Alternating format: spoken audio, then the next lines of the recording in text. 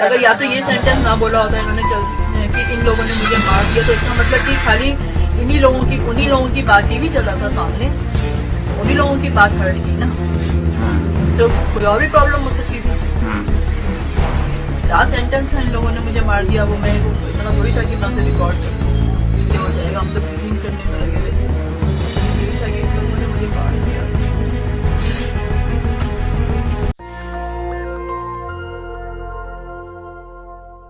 नमस्कार, मैं शंभू कुमार सिंह और आप देख रहे हैं नेशनल दस्तक। इस समय की सबसे बड़ी खबर है राजीव त्यागी हत्या के मामले में, राजीव त्यागी मर्डर के मामले में। उनकी पत्नी ने एक वीडियो जारी किया, वो साफ साफ कह रही हैं, जो आपने मोन्टाज में भी देखा, कि मेरे पति की मौत की वजह संबित पात्रा हैं। लखनऊ में उनके खिलाफ एफआईआर दर्ज कराया गया है, जिसमें रोहित सरदाना, संबित पात्रा, आज तक और आज कांग्रेस के कार्यकर्ताओं ने आज तक के दफ्तर, जो कि नोएडा के फिल्म सिटी में है, वहाँ एक प्रोटेस्ट किया है, मार्च किया है। लेकिन सबसे बड़ा सवाल है कि जो टॉप ब्यूरोक्रेसी है, जो टॉप लीडरशिप है, वो क्यों नहीं इस पर मुंह खोल रही है, वो बड़ा सवाल है। और सिर्फ गौरव वल्लभ को छोड़ दे, गौरव वल्लभ का एक वीडियो देख लीजिए। और कल अंतिम डिबेट में उनके ऊपर क्या दबाव रहा होगा, ये कांग्रेस पार्टी के प्रवक्ता होने के नाते मैं महसूस कर सकता हूँ। जैसे ही डिबेट चालू होती है तो सारे सवाल कांग्रेसी प्रवक्ता से पूछे जाते हैं, जो 6 साल से अधिक समय से देश में राज कर रहे हैं, उनके लिए कोई सवाल नहीं होता है। जब सत्ताधारी दल के लोग हमारे ऊपर ओछी टिप्पणियां करते हैं, हमें गाली देते हैं, हमारे माता पिता के लिए ओछी बातें कहते हैं, हमारे शीर्ष नेतृत्व के लिए ओछी बातें कहते हैं, हमारे धर्म के लिए ओछा बोलते हैं, हमारे पहनावे पे ओछी बातें करते हैं, हमारे सिर पे लगे हुए तिलक के लिए ओछी बातें करते हैं, उनको कोई नहीं रोकता है। पहली बात तो हमें वापस जवाब देने का समय ही नहीं, पर्याप्त समय ही नहीं दिया जाता है, और अगर पर्याप्त समय दे दिया जाता है तो हमारी आवाज को धीमे कर दिया जाता है। अगर आवाज धीमे नहीं की जाती है तो अचानक से ब्रेक लेने का याद आ जाता है। अगर ब्रेक नहीं लेते हैं तो तकनीकी कारणों से हमारे से संपर्क टूट जाता है। क्या इन सब चीजों के लिए हमारे पुरखों ने आजादी की लड़ाई लड़ी थी?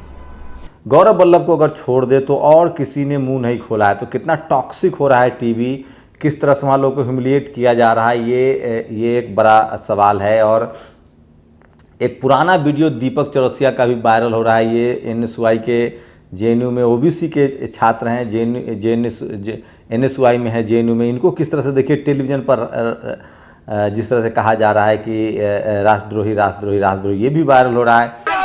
80 किलो पाकिस्तान से आया, क्योंकि आप जैसे देशद्रोही था, आप जैसे देशद्रोही लेकर आ रहा था, मानसिकता फैलाते हैं, जिहाद की जानना चाहता है, ये देश जानना चाहता है। जिस वक्त में अटैक हुआ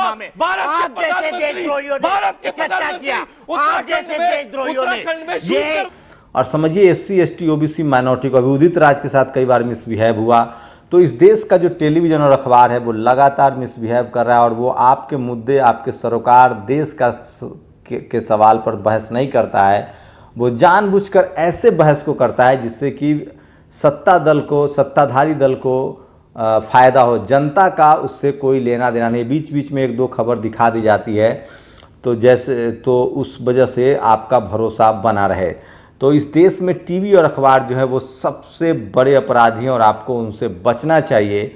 और यकीन मानिए, अगर आप टीवी अखबार से नहीं बचेंगे, इस देश में जो सरकारें चल रही हैं उनकी पहली कोशिश है कि टीवी अखबार पर कब्जा कर ले, और टीवी अखबार पर कब्जा किया जा रहा है। आरएसएस, बीजेपी और मोदी जी जब चुनाव लड़ने वाले थे तो 2014 में सबसे पहले मुख्य अनिल अंबानी ने TV18 ग्रुप, इनाडू ग्रुप का जो सबसे बड़ा ग्रुप था, सबसे बड़ा चैनल था, उसको खरीद लिया। TV18 को खरीदा, ईटीवी ग्रुप को खरीदा, और उसके बाद फिर अडानी का पैसा लगवाया गया। NDTV से लेकर आज तक जितने चैनल है, और जी ग्रुप तो खुद सुभाष चंद्रा उसके मेंबर ऑफ पार्लियामेंट हैं। तो इस देश में अगर द सन टीवी को छोड़ दें, जो कि करुणानिधि के रिश्तेदारों का है, तो बाकी जो कि दक्षिण भारत का है, उसका हिंदी पट्टी से कोई मतलब नहीं है। तो भारत में लगभग जितने अखबार हैं और जितने टेलीविज़न चैनल हैं, जिनको आप सैटेलाइट चैनल कह रहे हैं, वो सारे के सारे चैनल जो हैं वो जाति विशेष की वजह से या तो उन लोगों का चैनल है जिनका SC ST OBC माइनॉरिटी आरक्षण संविधान से नफरत है। ये उन लोगों का चैनल है जो RSS BJP के समर्थक हैं और इस वजह से आपके बारे में वहाँ कोई खबर मिलने वाली नहीं। इसलिए हम लोग बार बार कहते हैं कि सोशल मीडिया ही सच्चा मीडिया है। लेकिन एक बात और आपको समझना पड़ेगा, ये जो चैनल है अगर बीजेपी के खिलाफ भी बात कोई कर रहा है तो वो जरूरी नहीं कि SC ST OBC माइनॉरिटी के पक्ष में है। वो बीजेपी के खिलाफ भी बात करेगा तो वो कांग्रेस के साथ जाएगा, वो ममता बनर्जी के साथ जा सकता है, वो नवीन पटनायक के साथ जा सकता है, लेकिन वो मायावती, अखिलेश या तेजस्वी यादव या हेमंत सोरेन इन लोगों के खिलाफ साथ नहीं जाएगा। मान लीजिए हेमंत सोरेन मुख्यमंत्री हैं झारखंड के, तो 6 महीना चुनाव से 6 महीना पहले तक मीडिया जो है वो थोड़ा थोड़ा उनको डैमेज करती रहेगी और जब चुनाव आएगा तो बड़े पैमाने पर डैमेज करने लगेगा।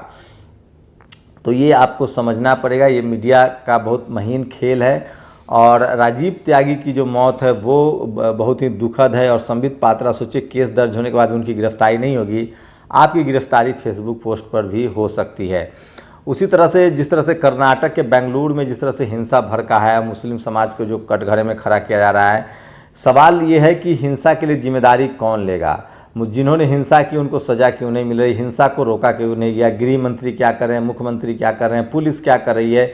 क्या अब इस देश में ये सब समाप्त हो गया? लोगों की अपनी रक्षा खुद करनी पड़ेगी। आप हिंदू हैं तो आप हिंदू को बचाइए, आप मुस्लिम हैं तो मुस्लिम को बचाइए, आप दलित हैं तो दलित को बचाइए, आप आदिवासी हैं तो आदिवासी को बचाइए। तो ये एक बड़ा सवाल है। तो फिर गृह मंत्री, प्रधानमंत्री, लॉ एंड ऑर्डर, पुलिस का क्या काम है? फिलहाल दिल्ली के पूरे मामले को देखिए। दिल्ली में द कारवा मैगजीन के 2 मुस्लिम पत्रकार, जिसमें एक महिला थी, उनके साथ जिस तरह से सेक्सुअल हैरेसमेंट हुआ है और एक मुस्लिम पत्रकार की पिटाई हुई, एक सिख समुदाय के पत्रकार थे। तो सवाल है कि आखिर RSS और बीजेपी के लोग बाकी लोगों पर हमला करते हैं क्योंकि पुलिस उनके साथ देती है, पुलिस उन पर कार्रवाई नहीं करती है, तो इससे मनोबल मिलता है। तो जैसे जैसे संविधान का राज खत्म होगा, कानून का राज खत्म होगा, स्थिति गंभीर होती जाएगी और जो सत्ता पक्ष में लोग हैं वो अपने हिसाब से देश को चलाते रहेंगे। और ये देखने को ही मिल रहा है। कल संबित पात्रा ने ट्वीट किया कि उड़ीसा की सरकार जो है वो कैसे गिरफ्तार कर सकती है फेसबुक पोस्ट पर। ममता बनर्जी हों या नवीन पटनायक हों या आपको बता दें उद्धव ठाकरे हों, ये सब लोग अपने अपने तरीके से पुलिस का इस्तेमाल कर रहे हैं और अपने विरोधियों को दबा रहे हैं। लेकिन इसकी शुरुआत सबसे मेगा स्तर पर बीजेपी ने किया है। तो ये समझना पड़ेगा। योगी आदित्यनाथ हो, इन्होंने बहुत मेगा स्तर पे किया, बीजेपी ने मेगा स्तर पे किया। तो इसलिए मैं कहता हूँ कि बहुजन समाज के लोगों को समझना पड़ेगा और टीवी मीडिया से दूर रहना पड़ेगा।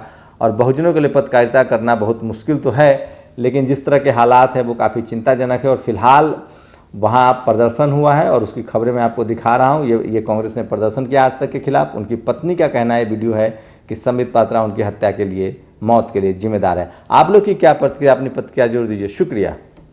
अगर या तो ये सेंटेंस ना बोला होता इन्होंने कि इन लोगों ने मुझे मार दिया, तो इसका मतलब कि खाली उन्हीं लोगों की बात ही भी चल रहा था सामने, तो उन्हीं लोगों की बात हर्ट की ना।